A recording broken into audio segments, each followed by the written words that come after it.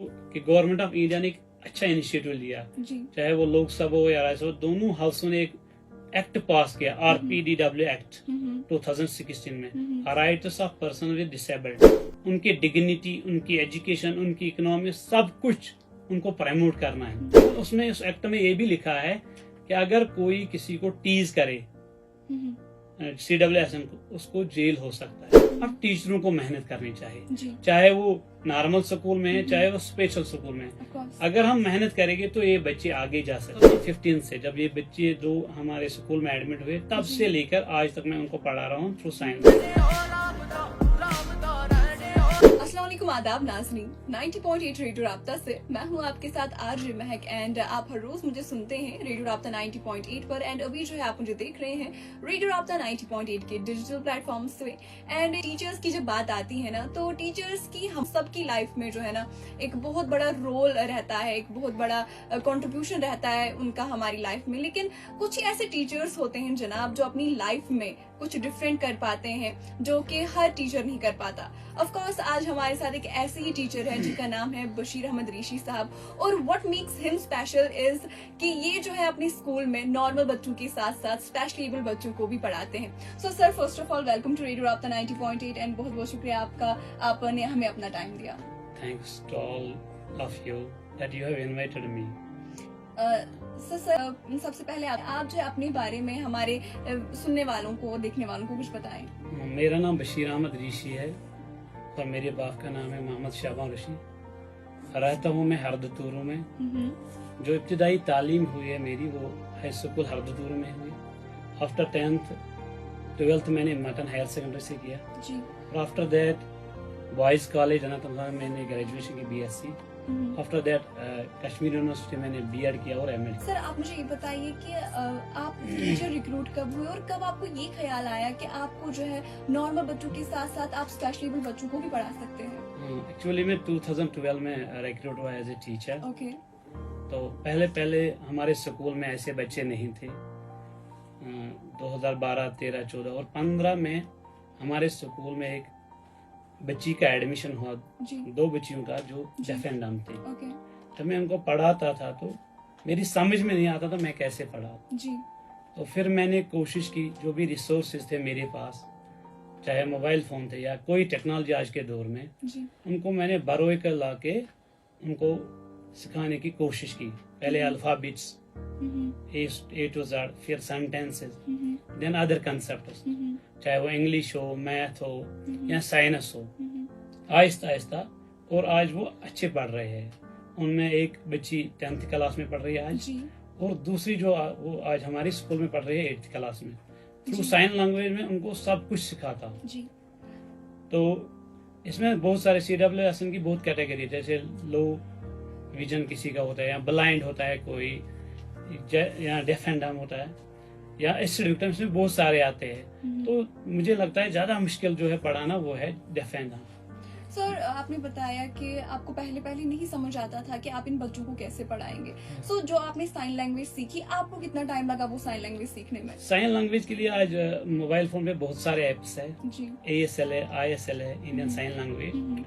वो मैंने डाउनलोड की, उनसे सीखा, फिर खुद सीख के उनको सिखाया।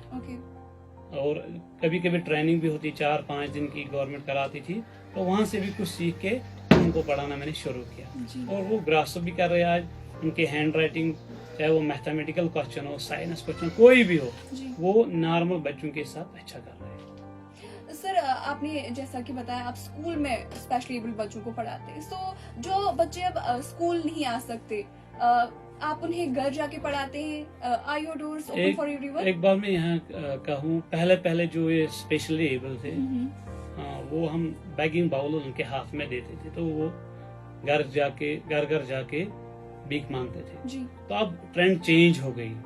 एजुकेशन एक वाहिद चीज है जो हर किसी को एम्पावर करता है, चाहे वो नॉर्मल हो या स्पेशली एबल्ड बच्चा हो। ये मेरे जहन में आया कि क्यों ना मैं इनको एम्पावर करूं एजुकेशन थ्रू साइन लैंग्वेज। चाहे डेफ एंड डम्ब हो, ये भी पढ़ना चाहते हैं और एक बेसिक राइट है। हाँ, बेसिक राइट है। तो मैंने कोशिश की बहुत उनको सिखाने के लिए, और एक इनिशिएटिव लिया, चैलेंज माना इसको कि आज से ये जो बच्चे हैं स्पेशली एबल्ड, ये कहीं भीख मांगने ना जाए, सोसाइटी में इनका अलग विकार रहे, सोसाइटी में ये भी फले फूले, और एजुकेशन इनको एम्पावर करके ये भी कल किसी जॉब के लिए अप्लाई करे और उनको जॉब मिले। So, कब से आप ये स्पेशली एबल्ड बच्चों को पढ़ा रहे हैं? 2015 से, जब ये बच्चे जो हमारे स्कूल में एडमिट हुए तब से लेकर आज तक मैं उनको पढ़ा रहा हूँ through sign language in normal school, normal class में।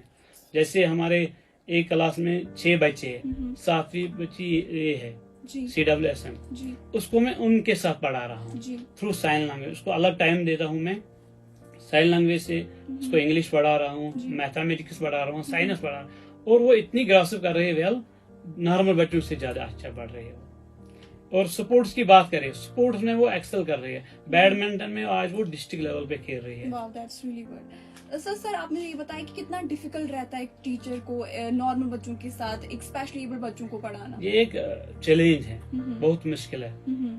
कहना आसान है लेकिन करना मुश्किल है। बिल्कुल एक मुश्किल है। मैं घर जाता था, मेहनत करता था, सोचता था कैसे पढ़ाऊं, क्या करूं इनके लिए, तो तब जाके मैंने मोबाइल फोन अदर टेक्नोलॉजी इस्तेमाल किए, तो सब कुछ मिला मुझे वहां से, और मैंने उसको ट्रांसफर किया इन बच्चों के थ्रू साइन लैंग्वेज। हर दिन मैं उनको पढ़ाता हूँ, चाहे वो प्रैक्टिकल वर्क हो, अगर आप मेरी वीडियोस देखो, चाहे वो मैथमेटिकल क्वेश्चन हो, चाहे वो इंग्लिश हो, किसी भी सब्जेक्ट में वो एक्सेल कर रहे हैं। या कहीं भी जा रहे हैं, या अगर उसको ट्रैफिक अभी जाना है बाजार, उसको मैंने ट्रैफिक सिग्नल सिखाया, कैसे रुकना है, क्या करना है, वो हर कोई चीज ग्रास्प कर रही है।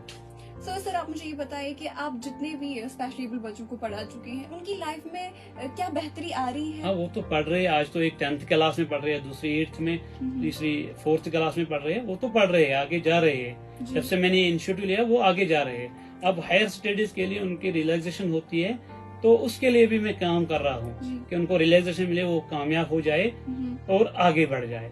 तो आपकी क्या मैसेज रहेगी उन टीचर कम्युनिटीज से रिगार्डिंग दिस इनिशिएटिव? एक बात मैं यहाँ कहना चाहता हूँ कि गवर्नमेंट ऑफ इंडिया ने एक अच्छा इनिशिएटिव लिया, चाहे वो लोकसभा हो या राज्यसभा, दोनों हाउसों ने एक एक्ट पास किया, RPDW एक्ट 2016 में, rights of person with disability. उनकी डिग्निटी, उनकी एजुकेशन, उनकी इकोनॉमी, सब कुछ उनको प्रमोट करना है।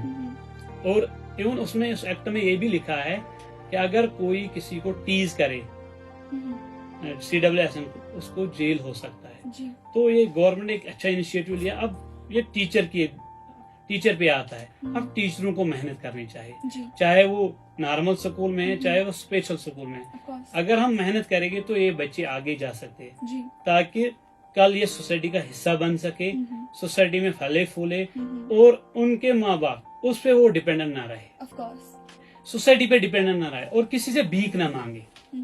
सर आखिर में आपकी मैसेज चाहती हूँ हमारी सोसाइटी के लिए। मेरी मैसेज पहले टीचर कम्युनिटी से है, क्योंकि टीचर डायरेक्टली कनेक्टेड होता है ऐसे बच्चों के साथ। जो भी टीचर है वो मेहनत करे, मेहनत करके इन बच्चों को आगे ले जाए, ताकि ये इनका फ्यूचर भी ब्राइट हो, ये भी आगे जाके खुद कमाए, किसी पे डिपेंडेंट ना रहे। और बाकी जो सोसाइटी है उनको मेरी ये मैसेज है, चाहे वो मीडिया हो, चाहे वो सीनियर सिटीजन, कोई भी शोबा हो, उनको ये मेरी मैसेज है कि वो आगे आए, इनके तय कुछ नया इक़दाम उठाए, ताकि ये भी आगे जाए। यही मेरी मैसेज है सबसे।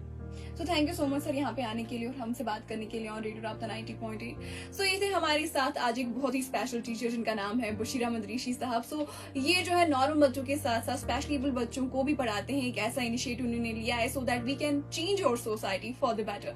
सो मिलती हूँ आपसे अगली बार ऐसी किसी स्पेशल पर्सनैलिटी के साथ। Till then this snack for now signing off, फी अमान अल्लाह।